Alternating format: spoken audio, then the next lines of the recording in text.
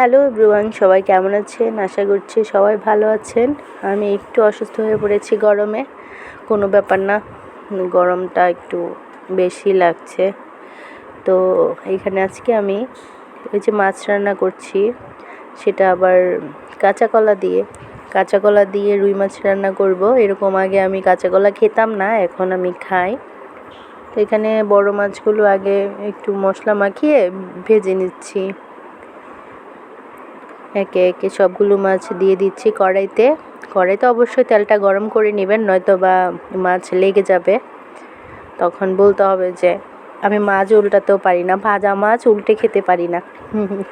যাই হোক, মজা করলাম। এই যে ভালো করে মাছটা উল্টে নিচ্ছি। আমার ভয়েসটা আজকে একটু অন্যরকম লাগবে। আমার আজকে অনেক ঠান্ডা লেগেছে গরমের জন্যে। তো এখানে মাছগুলো ভালো করে ভেজে নিচ্ছি, একটু লাল লাল করে ভাজি আমি।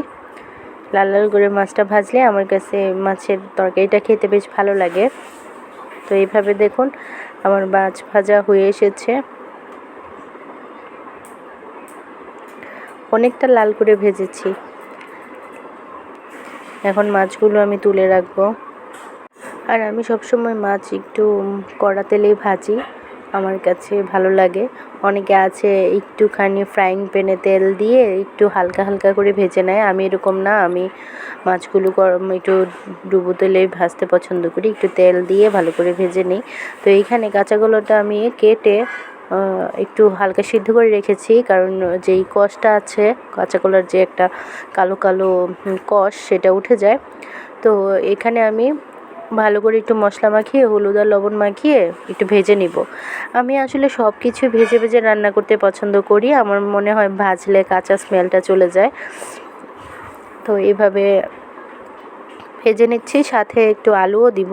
আলু আর কাঁচা কলা দিয়ে রান্না করব। এই যে এখানে আমি ছোট আলু সিদ্ধ করে রেখেছি, এখানে মশলা মাখিয়ে একসাথে ভেজে নিচ্ছি। ভেজে নিয়ে ভালো করে লাল লাল করে ভেজে নিব, তারপর আমি মশলাটা দিব। যে ভাজার পরে এখানে আমি একটু তেল দিয়ে তেলের মধ্যে পেঁয়াজটা দিয়ে দিলাম। তারপর আমি এখানে একটু লাল লাল করে ভেজে মশলাটা দিব। আমি আদা বাটা, জিরা বাটা আর পেঁয়াজ বাটা দিব, এখানে দিয়ে ভালো করে একটু মিক্স করে নিব। তারপর হলুদের গুঁড়ো, মরিচের গুঁড়ো আর একটুখানি লবণ দিয়ে ভালো করে মশলাটা একটু ভেজে ভেজে লাল লাল করে নিব। যতক্ষণ পর্যন্ত মশলা থেকে তেল না বের হয় ততক্ষণ পর্যন্ত ভাজবেন, তাহলে মশলার যে কাঁচা গন্ধটা সেটা চলে যাবে আর ঝোলটা খেতেও বেশ ভালো লাগবে। তো আমি এইভাবেই রান্না করি। যদি আপনাদের ভালো লেগে থাকে তাহলে আপনারা আমার ভিডিওটা অবশ্যই শেয়ার করে রাখবেন, আর ভিডিওটাতে একটা লাইক কমেন্ট করবেন। তো এখানে আমি এই যে ভালো করে দেখুন আমার মশলা থেকে তেল ছেড়ে দিয়েছে, একটু লাল লাল তেল বেরোচ্ছে। এখানে মশলাটা ভালোভাবে কষিয়ে নিচ্ছি।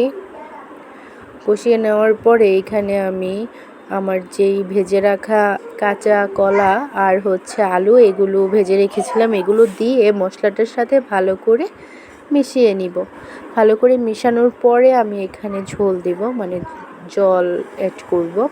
তো এখানে আমি ভালো করে যে মশলার সাথে মিশিয়ে নিচ্ছি। মিশিয়ে এখন আমি একটু গরম জল দেবো। আমি সব ক্ষেত্রে একটু গরম জল ব্যবহার করি। গরম জল ব্যবহার করলে রান্নাটা খুব সুস্বাদু হয় আর তাড়াতাড়ি হয়ে আসে। তো এখানে আমি ভাজা মাছগুলো দিয়ে দিব। ভাজা মাছগুলো দিয়ে একটু জাল করে নিব।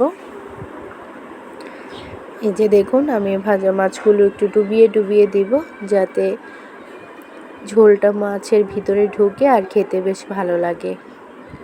তো এই যে দেখতেই পাচ্ছেন জাল হচ্ছে, একটু 5-10 মিনিটের জন্য কম আঁচে বা মিডিয়াম আঁচে দিয়ে এই যে দেখুন আমার তরকারিতে ঝোলটা কেমন জাল হচ্ছে, বলক উঠছে, সাথে তেলও ছাড়ছে। এই যে নামিয়ে নিলাম গরম গরম কাঁচা কলা দিয়ে রুই মাছ, আর আলু তো আছেই। কিন্তু এই রান্নাটা এইভাবে করলে এত ভালো লাগবে, আশা করি যে আপনারা চেটেপুটে খাবেন। তো আমার ভিডিওটি ভালো লাগলে অবশ্যই শেয়ার করবেন। টাটা।